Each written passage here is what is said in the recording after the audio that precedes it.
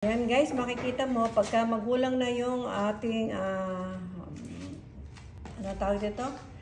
Miracle fruit or calabash fruit, dark na yung kanyang at matigas na yung kanyang baon. Pagka medyo mura pa siya, malambot. Lempot-lempot siya.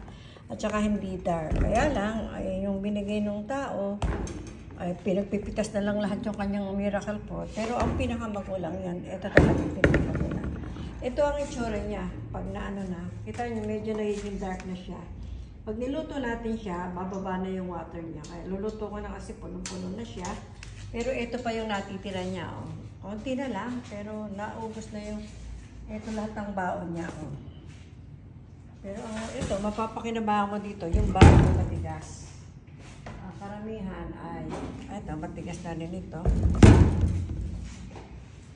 Karamihan ay malambot pa, mura pa pala. Ayan ang himala ng miracle fruit. Ito, matigas na rin ito. Gulang na rin siya. At makikita ninyo, pag niluto natin yan, ay magiging dark siya. Kaya luluto ko na siya dyan. Hayaan natin siyang maluto. At pag naluto na siya, bababa yan. Mamaya, pag nailagay natin lahat siya, hindi natin nakita naman.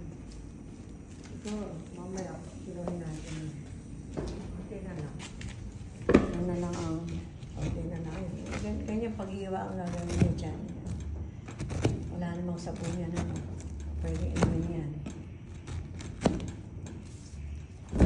Ganyan lang po. Ito, magulang na ito. Matitira na ito. Kaya dark na siya.